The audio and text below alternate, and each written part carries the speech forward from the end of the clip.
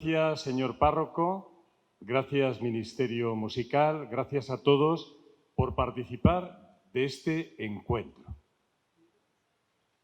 Comienzo diciendo que no es tiempo de perder el tiempo.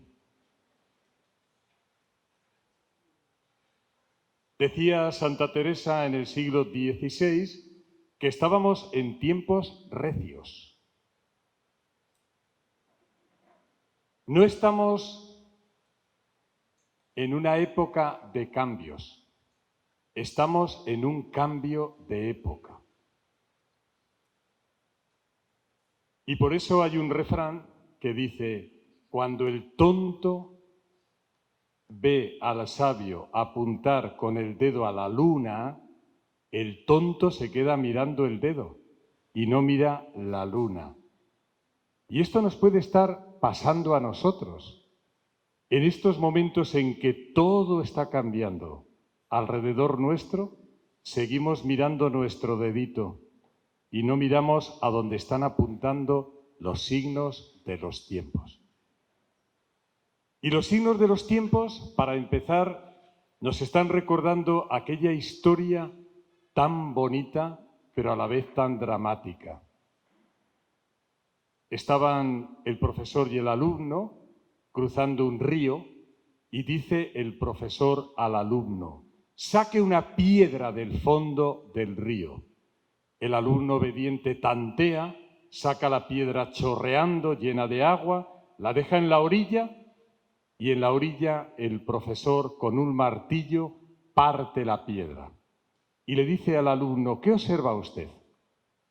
Y aquel alumno, que era inteligente, dice: maestro, qué sorpresa y qué misterio.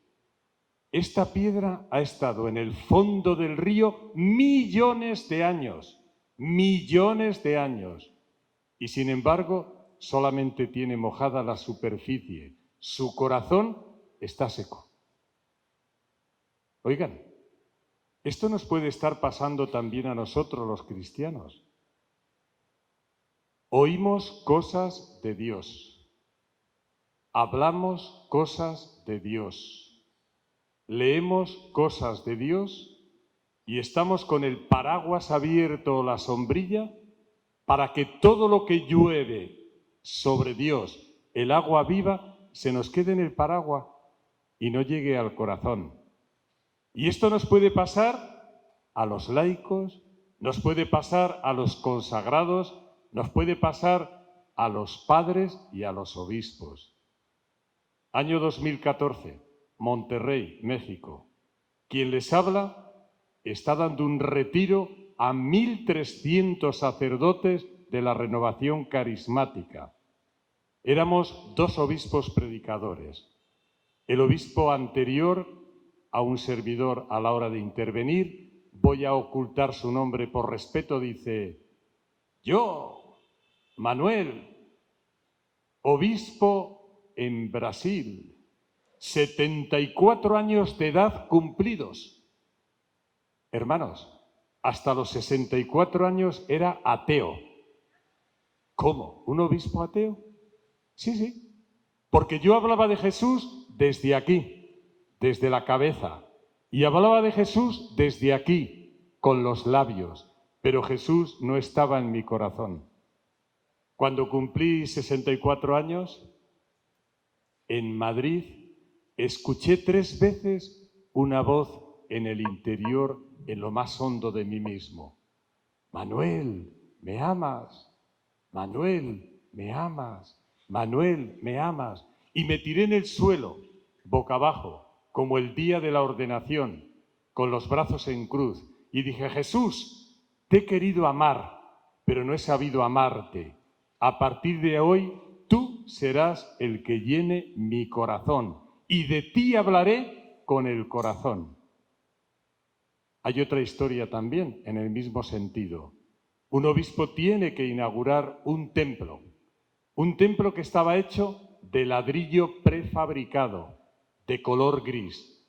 Cuando llega aquí al presbiterio y ve el ladrillo gris, dice: no puede ser que la gente que participe todos los días en las celebraciones vea ladrillo de color gris. Voy a invitar a un pintor que pinte a Jesucristo de tamaño natural y a los 12 apóstoles, un apostolado. Encontró el pintor, que era cristiano, buen pintor, pero hacía años que no pisaba un templo. ¿Por qué aceptó? Por dinero. ¿Qué hizo aquel pintor? Salir a la calle y buscar un joven cuyo rostro le sirviera de Jesús. Aquel joven no estaba bautizado, jamás había oído hablar de Jesús, y tanto tiempo pasaban juntos que dice el joven al pintor: oiga, ¿qué está pintando usted? A Jesús de Nazaret. ¿Y quién es Jesús de Nazaret? Y aquel pintor, de nuevo como le pasó al obispo, con esto y con esto, contó de Jesús maravillas, reales, exageradas e inventadas. Y le emocionó tanto al joven que el joven exclama: oiga, si ese tal Jesús es tan extraordinario, tan fuera de serie, tan superestrella, será para usted el centro de su vida, ¿verdad? ¿Cómo? Será el centro de su vida. Y el pintor cierra los ojos y se pone a llorar, porque se da cuenta de la diferencia que hay de hablar de Jesús con la cabecita y con la boquita y no con el corazón. Aterrizo, me aplatano. Benedicto XVI.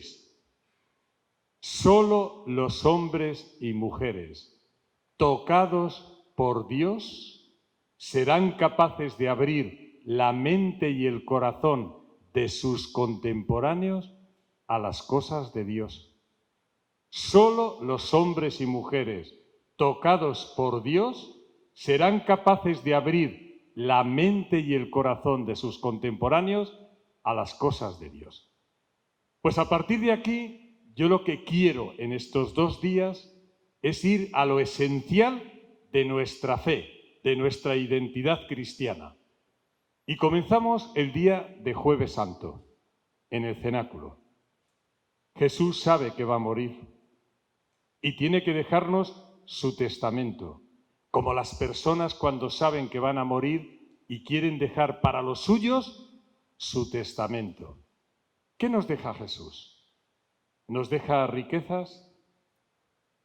¿Nos deja templos y casas construidos? ¿Nos deja papiros y manuscritos? Se queda Él con nosotros hasta el fin del mundo, en el pan y en el vino. Y nos da un mandamiento nuevo para la humanidad entera: amaros unos a otros como yo os he amado. Qué valiente y qué claro el Papa Benedicto de nuevo, cuando dice: ¿qué novedad nos ha traído Jesús para que siga siendo el centro de la historia? ¿Qué novedad? Nos ha traído a Él. Él es la gran novedad. Él es lo más nuevo que ha acontecido en la historia de la humanidad. Se queda con nosotros y nos pide que nos amemos unos a otros como Él nos ha amado. Por lo tanto, ¿qué es ser cristiano? Ser Eucaristías vivientes y vivir la misma vida de Jesús, el mandamiento nuevo, que se traduce en 2 ramas: vivir las bienaventuranzas y vivir las obras de misericordia. De esto voy a hablar. ¿Por qué la Eucaristía es el centro de nuestra fe? ¿Por qué? Dice el Concilio Vaticano II: la Iglesia hace a la Eucaristía y la Eucaristía hace a la Iglesia. Sin Eucaristía no hay Iglesia auténtica y completa. Hace unos años, en Burgos, la provincia de Burgos, que por cierto me he puesto muy contento hoy, porque acabo de conocer una persona que es de mi mismo pueblo, de Aranda de Duero, de Burgos. Bueno, pues en Burgos, en un pueblo que se llama Quintanilla del Agua, tuve que ir a suplir a un sacerdote varios domingos porque estaba enfermo. Al final de aquella experiencia me dice la maestra del pueblo: Oiga, don Raúl, es evidente que usted predica muchísimo mejor que nuestro querido párroco don Francisco, pero basta verle a él cómo se arrodilla cada día cuando consagra el pan y el vino, eso vale más que todas sus palabras. Y digo, ¿qué razón lleva? Estando de obispo en Asturias, al norte de España, un párroco de cerca de 80 años tenía en todos sus templos el siguiente letrero: el mejor vecino del pueblo vive aquí, no le dejes solo, ven a visitarle. ¿Y qué había conseguido con ese letrero? Que familias enteras pidieran la llave al párroco para ir a hacer visita a Jesús sacramentado y de paso limpiar el templo. La Eucaristía, el centro de nuestra fe, porque ahí está Cristo vivo y presente. ¿Se han preguntado ustedes alguna vez por qué tenemos en la Eucaristía la estructura que tenemos? ¿De dónde viene? Es la repetición del camino de Emaús. ¿Qué acontece en Emaús? Dos apóstoles van hablando de su vida de fracaso, de tristeza. Jesús aparece en medio de ellos y con su palabra ilumina. Y tan contentos están que le invitan a cenar. Y justo cuando va a comenzar la cena, al ver cómo bendice la cena, cómo parte el pan, cómo lo reparte, descubren que es Jesús. Y en ese momento, cuando saben que es Jesús con certeza, Jesús desaparece y los discípulos se convierten en misioneros de la buena noticia. Cristo está vivo, Cristo ha resucitado. Esta es la estructura de la Eucaristía. Venimos con nuestros problemas, con nuestros dramas, como los dos de Emaús. Y Jesús se hace presente con su palabra. Y tan contentos estamos de lo que hemos escuchado que en el ofertorio le decimos, quédate a cenar con nosotros. Y Jesús toma el pan, el vino, lo parte, lo reparte, lo bendice y descubrimos que está Él allí. Le comemos, desaparece Jesús y nosotros nos convertimos en Cristo y salimos a misionar y a anunciar la buena noticia. Por eso enlazo. ¿Qué es ser cristiano?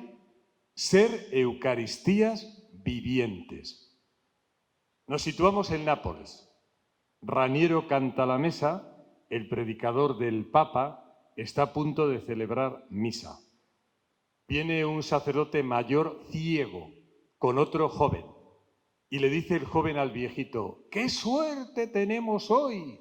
Está el predicador del Papa con nosotros.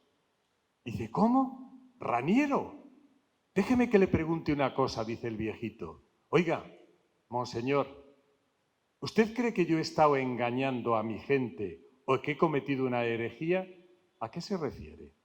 Yo les he dicho a todos mis feligreses, cuando vean al sacerdote celebrar misa y pronunciar la palabra sobre el pan y el vino, esto es mi cuerpo y esta es mi sangre, crean que de verdad es el cuerpo y la sangre de Cristo sacramentado. Pero ustedes, desde los bancos, digan, esto es mi cuerpo y esta es mi sangre.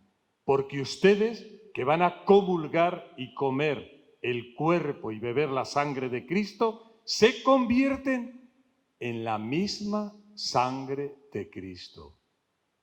Yo me río de pena y con tristeza cuando empiezan a decir, el Papa Benedicto, ese sí que era un teólogo. El Papa Benedicto, qué doctrina más clara. El Papa Benedicto, qué gigante de la fe. ¿Y el Papa Francisco? Digo, pero si el Papa Francisco, que aunque no sea un teólogo dogmático, es un grandísimo teólogo. Porque mire lo que nos ha descubierto. Otra vez, usted y yo, cada uno de nosotros somos criaturas, porque existe un creador. Hijos de un padre, porque ese creador es padre. hermanos de Jesucristo, porque ese Creador Padre tiene un Hijo.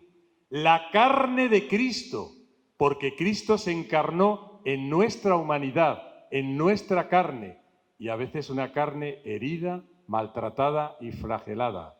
Y finalmente somos templo del Espíritu Santo, porque vivimos ungidos en esta carne por el Espíritu.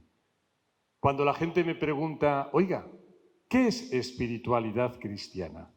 Repítame las palabras. Espiritualidad, ¿a qué se refiere? A espíritu. Cristiano, ¿a qué se refiere? A Cristo. ¿Qué es la espiritualidad cristiana? Vivir en nuestra carne lo mismo que experimentó Jesucristo 33 años en su carne humana, ungida por el Espíritu Santo. ¿Y qué hacía el Espíritu Santo en la carne de Cristo? ¿Qué hacía?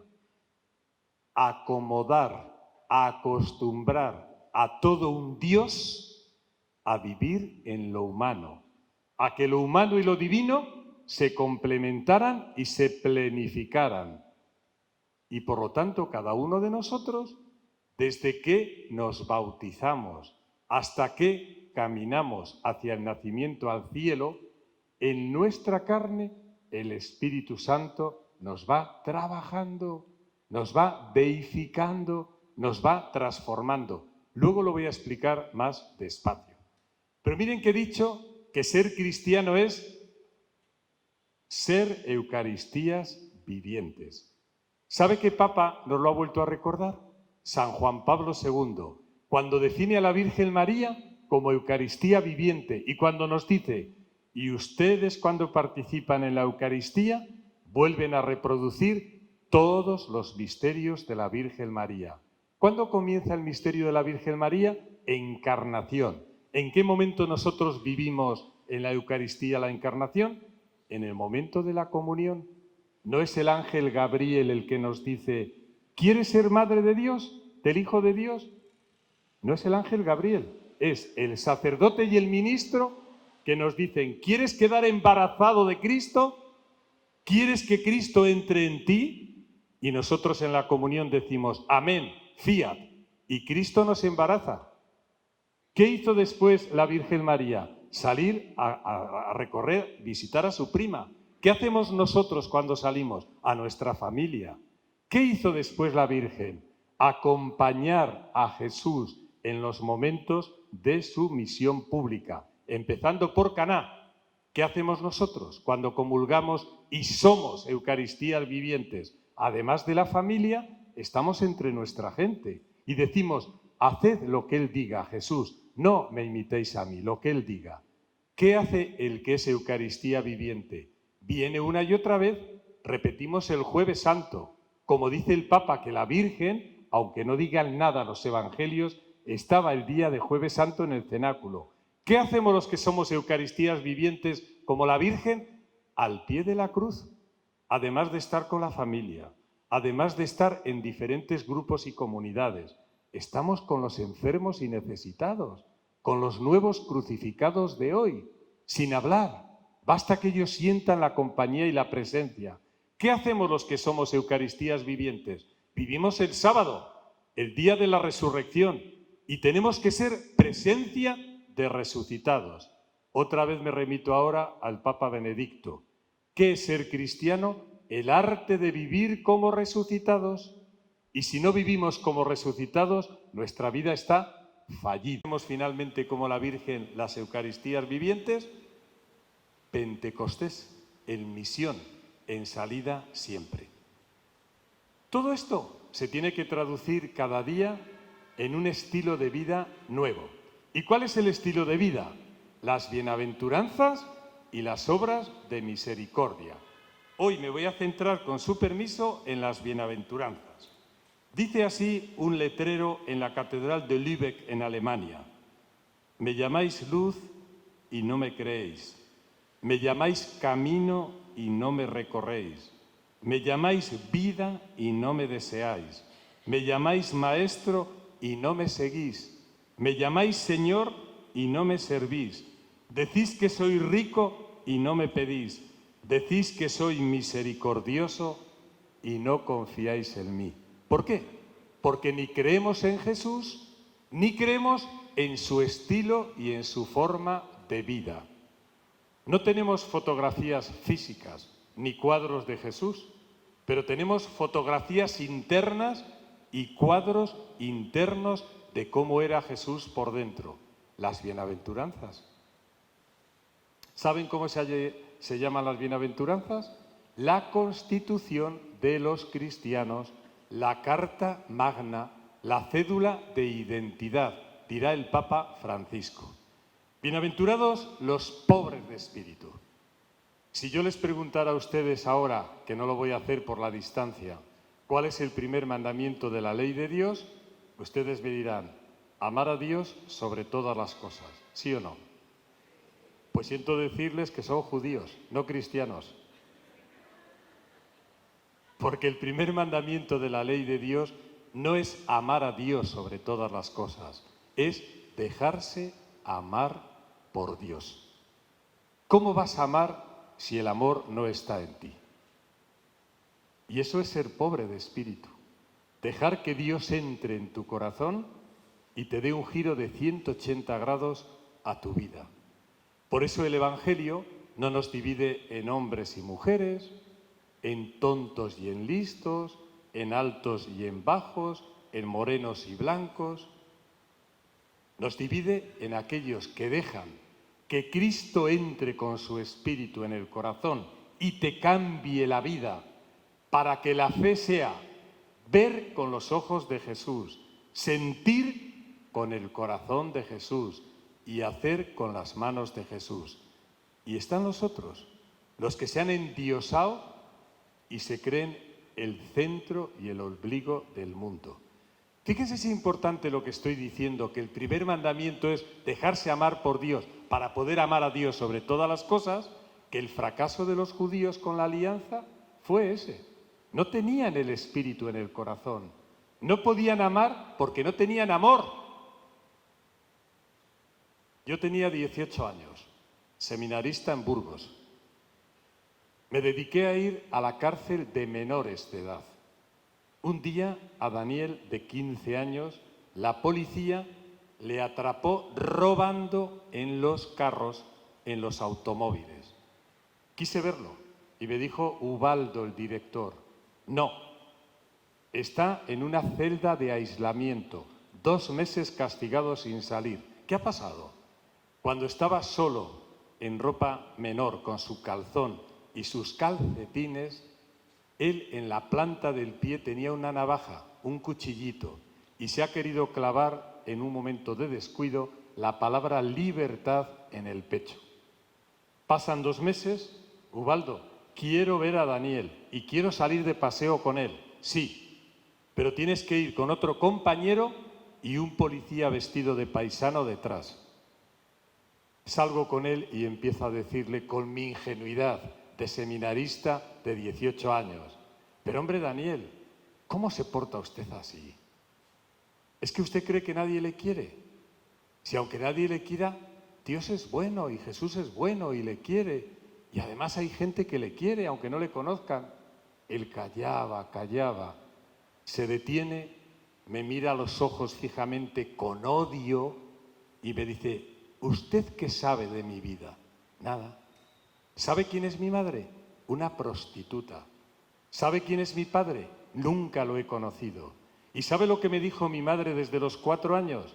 Si quieres comer, búscate en la calle la comida. Y desde los 4 años yo soy un perro realengo, soy un tirao de la vida, soy alguien que vive en la calle. Me han clavado cuchillos, me han disparado con balas, me han pegado palizas, he comprado el amor con mujeres prostitutas como mi madre, y usted me dice que Dios es padre. ¿Qué es un padre? Y usted me dice que alguien me ama. ¿Qué es el amor? Ahí entendí esto. Si no has experimentado el amor, tú no sabes amar y no puedes amar. Y eso es el primer mandamiento del cristiano. ¿Por qué Jesús nos amaba con esa ternura y esa plenitud? porque tenía dentro el amor del Padre y el espíritu del amor. ¿Quién no es pobre de espíritu? ¿Quién vive disperso o, lo contrario, centrado solo en sí mismo? Quien experimenta un divorcio entre lo que dice creer y lo que realmente vive. Aquel que actúa como si Dios no existiera. Bienaventurados los mansos, los humildes, los que se dejan trabajar por Dios. La palabra humilde viene de humus y en latín humus significa tierra, barro. ¿Quién es un humilde? El que es criatura, el que se deja modelar todos los días por el Padre y por el Espíritu y por el Hijo. Qué bien lo expresó San Ireneo. El Padre, que es la cabeza, tiene dos manos, el Hijo y el Espíritu Santo, que nos van modelando como criaturas. Por eso, fíjense, si el primer mandamiento de un cristiano es dejarse amar por Dios, el segundo mandamiento es dejar a Dios ser Dios. Estamos echando a Dios de todos los sitios, de nuestro corazón, de nuestra familia, de nuestro barrio, de nuestras canciones, de nuestros dineros, de nuestra política, de nuestro arte, de nuestra educación. Oiga, está muy bien que usted defienda sus derechos, lo tiene que hacer. Oiga, está muy bien que usted ayude a defender los derechos de los demás, lo tiene que hacer. ¿Quién defiende los derechos de Dios? ¿Quién defiende los derechos de Dios? Lo estamos viendo aquí en este país con el tema de las tres causales. ¿Quién defiende los derechos de Dios? Dejar a Dios ser Dios. Dejarse amar por Dios y dejar a Dios ser Dios. ¿Quién no es manso ni humilde? El que se coloca como centro, el que se endiosa, el que desconfía de la providencia.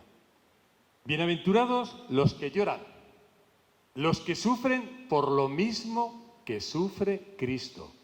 Hace unos años se hizo muy famoso un libro que decía Dios llora en la tierra.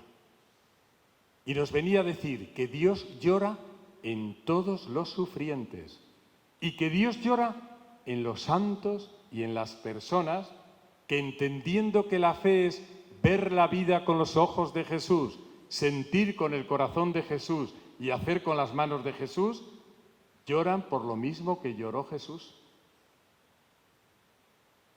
Dice San Agustín, aplicado a nosotros, los pastores, ¿cuánto tiempo hace que no lloráis por las ovejas? Porque parece que solo sois asalariados, funcionarios.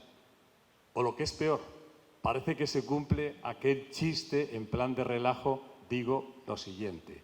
Érase un pastor que tenía 100 ovejas y se marcharon 99 ovejas y solo le quedó una en el redil. Y cuando llegó dijo, oiga, usted debe ser muy extraña, muy rara. Anda, vaya con las demás, vaya con las demás. ¿Quién no llora? Quien se muestra siempre como crítico y juez de todo y de todos, el altanero, el soberbio, el egocéntrico, el que cree que todo tiene que girar en torno suyo. Bienaventurados los que tienen hambre y sed de justicia, de santidad. La gente se extraña cuando les digo que el Papa Francisco nos está repitiendo 1000 veces que ser cristiano es ser santos.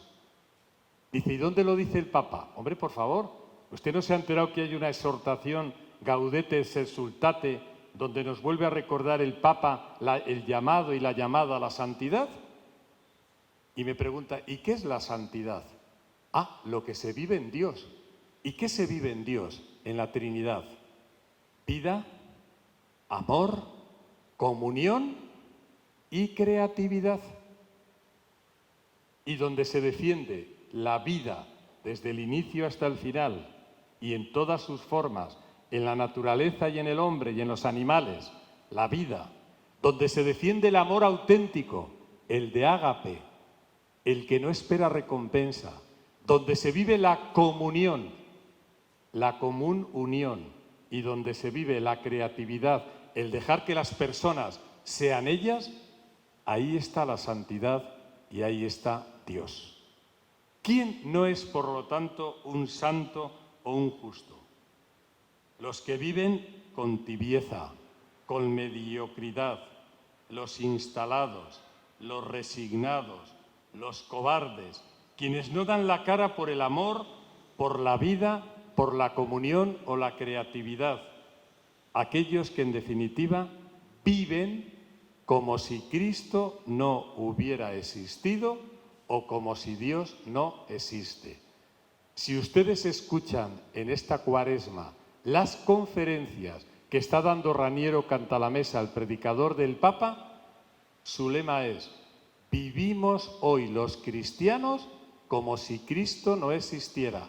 Y dice gráficamente, para muchos cristianos, Cristo es el Evangelio, un libro al que escucha cuando vienen a misa y cuando ya salimos de la misa. ¿Qué tiene que ver ese libro con la vida? Como si Cristo no existiera, o como si Cristo ha quedado encarcelado en un libro y no está vivo y viviente con su espíritu. Bienaventurados los misericordiosos. Qué contentas se ponen las mujeres cuando hablo de la misericordia, porque la palabra misericordia en hebreo quiere decir útero materno. Y no hay nada en este mundo más gratuito, mientras no lo manipule la ciencia, que el útero de una mujer. Acoge todo, chico, chica, alto, bajo, bello, feo, morenito, blanquito, lo acoge, lo nutre y alimenta y lo da vida. Y esto es un misericordioso, el que acoge, el que acompaña, el que nutre y el que da la vida. Y por eso decimos que Dios es el gran misericordioso, la gran madre. Y me van a decir, ¿cómo que Dios es madre? ¿No estamos diciendo que Dios es padre? Pues Dios es padre y madre. Hace unos años estuvo muy de moda un libro de Erich Fromm que se titulaba El arte de amar. No tiene que ver ni con lo afectivo, ni con lo erótico, ni con lo sexual. Era un libro de filosofía, el arte de amar. Y decía Erich Fromm, el varón ama a su hijo y a su hija de esta manera. Hijo, te quiero, pero tienes que hacer lo que dice tu padre. Y si no haces lo que dice tu padre, ahí tienes la puerta de casa y te vas. La madre dice, hijo, lo que dice tu padre que tienes que hacer es verdad, pero lo hagas o no lo hagas, aquí está tu madre que siempre te acogerá y te abrirá la puerta de casa. Más aún, dice la Escritura, aunque tu padre y tu madre te aborrezcan y te olvidan, aquí estoy yo que te acojo. ¿Quién no es misericordioso? El que muestra acepción de personas, el selectivo, el envidioso, el celoso, el que no es capaz de perdonar ni de dar una nueva oportunidad a los demás, el que siempre va diciendo, perdono, pero no olvido porque tengo que vengar. El Papa Francisco en Fratelli Tutti ha dicho, hay que perdonar, pero no hay que olvidar los grandes males. Por ejemplo, no podemos olvidar lo que pasó en los campos de Auschwitz con los judíos, porque si se olvida, se vuelve a repetir. Por lo tanto, el Papa dice, perdonar y no olvidar cuando sirve pedagógicamente para no repetir. Pero el concepto que nosotros tenemos de no perdonar y no olvidar es la venganza. Qué bien lo expresa esta frase. Dios perdona y olvida siempre. Dios perdona y olvida siempre. Los hombres a veces perdonamos, pero difícilmente olvidamos porque queremos venganza. Y la naturaleza ni perdona ni olvida. Lo que hagamos contra la naturaleza exterior y contra nuestra propia naturaleza, ni perdona ni olvida. Bienaventurados los limpios de corazón, los transparentes, los que se han dejado iluminar hasta el fondo por el Espíritu Santo. Qué bonito lo que aconteció en Notre Dame, en París, en esa catedral que se quemó. Estaban un papá y un niño un domingo y dice el niño, papá, ya sé quién es un santo. ¿Sí? ¿Quién es un santo? Un ser lleno de luz. ¿Cómo por qué? Mire, ¿ha visto los vitrales, papá, las vidrieras? Todos son santos y todos están llenos de luz. Dice San Juan de la Cruz, nuestra casa, nuestra persona, la habita el Espíritu Santo por dentro. En muy pocas personas el Espíritu Santo está contento, solo en aquellas que le abren todas las habitaciones de su interior y el Espíritu Santo entra, sale, por arriba, por abajo, pero la mayoría de nosotros al Espíritu Santo le cerramos habitaciones. Unos le cierran la cabeza, otros le cierran los afectos y otros, cada uno sabe las sombras que tenemos. En España, en Deusto, hay una universidad regida por los jesuitas. Allí vivió toda su vida un hermano jesuita, no sacerdote, que se llamaba Gárate, el hermano Finuras. Iba escribiendo un diario espiritual y al final de sus días dejó escrito: el Espíritu Santo me ha trabajado tanto por dentro que hasta cuando sueño cosas de Dios, hasta el subconsciente espiritualizado. Y finalizó este punto. Los sacerdotes muy pocas veces predicamos y explicamos una parábola que no está recogida en la lección continuada de la Eucaristía y que la recogen San Mateo y San Lucas. Una mujer tenía demonios en casa. Con una escoba barrió la casa y a los demonios, y cuando estaba feliz creyendo que ya los demonios estaban fuera, vinieron 7 demonios o una legión de demonios y ya no pudo con ellos. ¿Qué pasó? Jesucristo nos enseña, si tú quieres ser cristiano, primer movimiento, tienes que barrer tu casa de demonios, quitar los demonios, el pecado, por el bautismo y por el sacramento de la penitencia y la reconciliación. Pero si el Espíritu Santo no llena la casa limpia, volverán más demonios que antes. Por lo tanto, ¿quién no es un transparente, un limpio de corazón? El hipócrita, el falso, el que va por la vida no con mascarillas, sino con caretas, el que valora de los demás solo lo que brilla, lo exterior, el tener, el que no es limpio ni puro en el trato con las personas, ni en los afectos, el manipulador. En definitiva, ¿quién no es limpio de corazón? El que no vive el amor de ágape gratuito que el Espíritu nos da. Bienaventurados los pacíficos, los armoniosos, los que viven una triple comunión, con Dios, con los demás y con uno mismo. ¿Quién no es pacífico? El hipócrita, el agresivo, el violento de forma explícita o latente como las cafeteras cuando va a salir el café, que están hirviendo por dentro. ¿Quién no es pacífico? El que va por la vida buscando la división, los diabólicos. La palabra diablo, diabolo, significa el que divide. San Ignacio de Loyola, en los ejercicios espirituales, semana segunda, nos dice: ¿cómo sé yo si algo es diabólico, del ángel malo, o es de Dios? El diablo hace que tu cabeza vaya por un lado, tu corazón vaya por otro y tus obras por otro. Por lo tanto, personas, libros, películas, experiencias que dividen la cabeza por un sitio, el corazón por otro y las manos por otro, por ocultar cosas y por mentir, eso es diabólico. ¿Qué es lo divino? Lo que hace que la cabeza, el corazón y las manos vayan al unísono y en comunión. Por lo tanto, no es pacífico, vuelvo a repetir, el que busca la división, el diabólico, los que solo miden a los demás por lo justo, por su provecho personal, por los beneficios que pueden conseguir. ¿Quién no es pacífico? El que se deja amargar por los problemas de la vida y no cree en la providencia. Y finalmente, bienaventurados los perseguidos, los insultados, los que son signo de contradicción, no los fanáticos, no los violentos, no los fundamentalistas, no los cerrados. Peggy tiene una frase antológica. Tener la verdad es empezar a sufrir y defender la verdad es empezar a morir.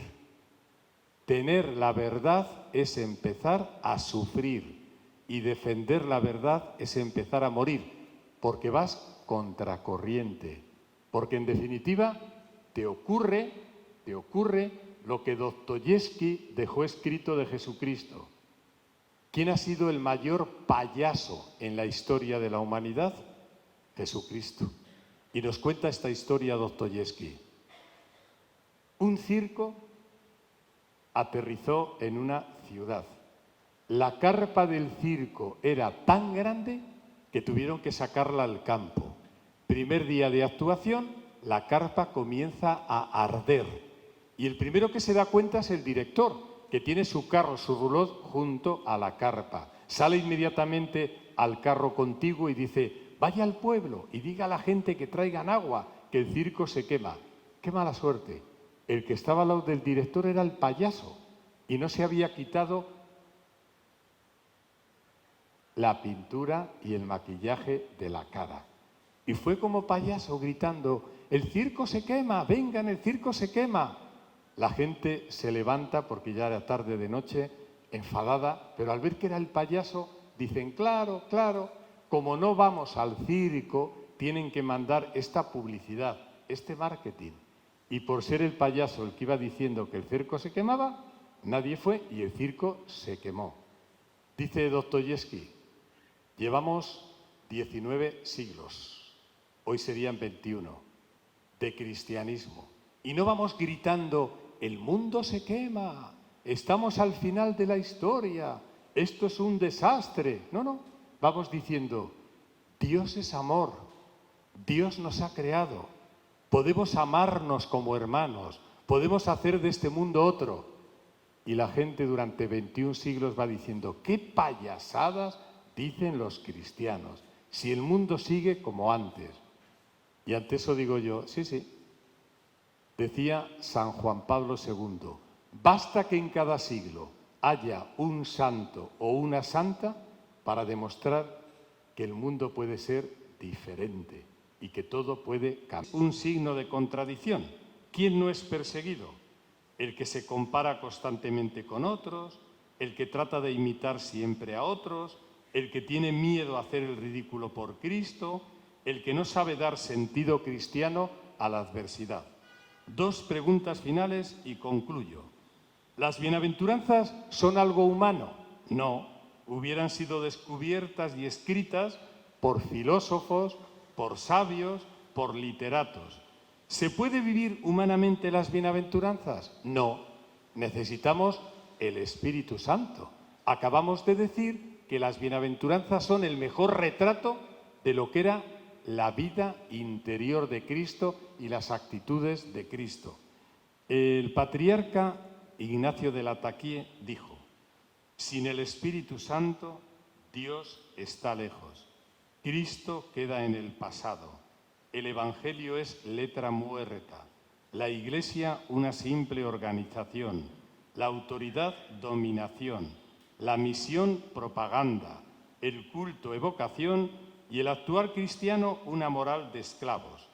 Con el Espíritu Santo el cosmos gime por el alumbramiento de un reino. Cristo resucitado está presente. El Evangelio es potencia de vida. La Iglesia significa comunión trinitaria. La autoridad un servicio. La misión Pentecostés. la liturgia presencia memorial y anticipación, y el actuar cristiano y humano es divinizado. He comenzado con la parábola de la piedra que tenía el corazón seco. Concluyo con otras dos parábolas. Maestro, ¿dónde está Dios? El maestro silencia. Maestro, ¿dónde está Dios? El maestro silencio. Maestro, ¿dónde está Dios? El maestro silencio. Cuando llegan a un río, dice el maestro al discípulo, póngase de rodillas y beba agua. Y según está intentando beber agua, el maestro le mete la cabezota debajo del agua y el otro quiere salir porque se ahoga. Usted me ha preguntado ¿dónde está Dios? El día que necesite a Dios como el aire que respira, ese día Dios se le hará presente. Maestro, ¿qué puedo hacer cada día para ganar algo más de Dios? Por su parte, nada. Como no puede hacer nada para que el sol salga más temprano cada mañana. Anda. ¿Y entonces por qué rezo?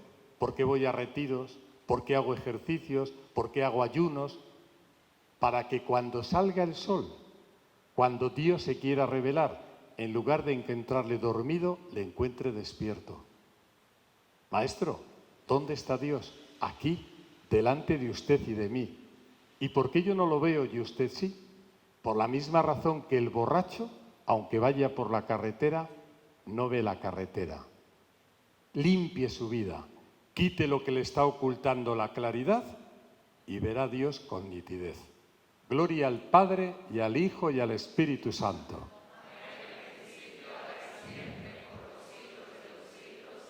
Gracias por su paciencia, recen por mí y hasta mañana si Dios quiere.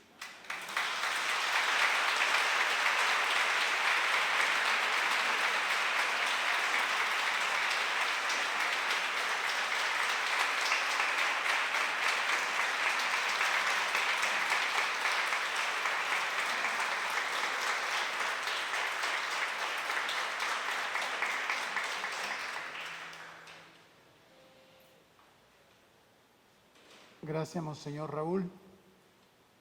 Y ya sabemos, pedir mucho Espíritu Santo.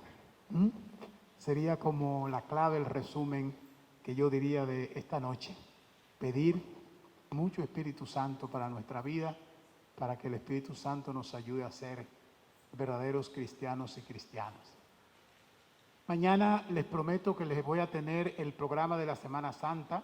Ya lo mandaron de la imprenta para que cada uno pues vaya haciendo sus planes.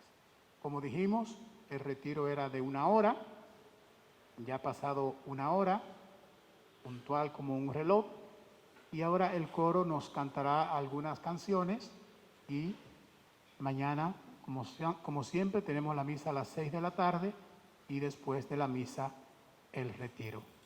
Creo que Monseñor nos ha dado mucho por qué pensar y mucho por qué rezar. Así es que tenemos una buena tarea. Que tengan buenas noches, que tengan buen descanso y le pediría a Monseñor que nos dé la bendición, por favor. El Señor esté con ustedes. Yo diría que la vamos a dar los dos, José. La bendición de Dios Todopoderoso, Padre, Hijo y Espíritu Santo, descienda sobre ustedes y permanezca con ustedes para siempre. Amén. Esta bendición para todos los presentes, para los que no han podido venir y sobre todo para nuestros enfermos y mayores. Que así sea de verdad. Gracias.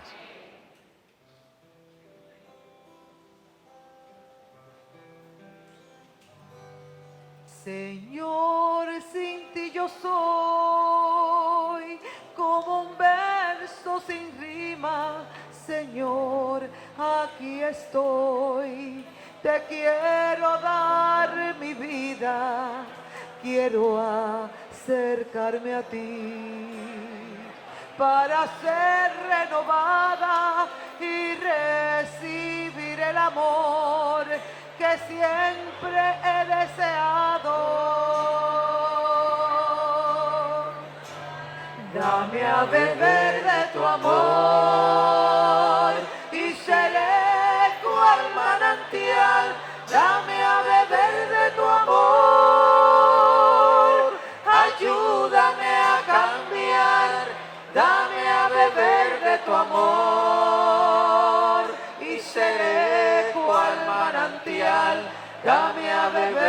tu amor. Ayúdame, ayúdame a cambiar. Te doy mi voluntad, a ti te pertenece, y irradiaré la luz que con tu amor me ofreces. Toma mi corazón con toda su flaqueza, y así tuyo seré, viviendo en tu grandeza. Dame a beber de tu amor y seré cual manantial. Dame a beber de tu amor, ayúdame a cambiar. Dame a beber de tu amor y seré cual manantial. Dame a beber de tu amor. Ayúdame, ayúdame a cambiar. Dame a beber de tu amor y seré cual manantial. Dame a beber de tu amor. Ayúdame a cambiar. Dame a beber de tu amor y seré cual manantial. Dame a beber de tu amor. Ayúdame, ayúdame a cambiar. Ayúdame, ayúdame a cambiar. Ayúdame, ayúdame a cambiar.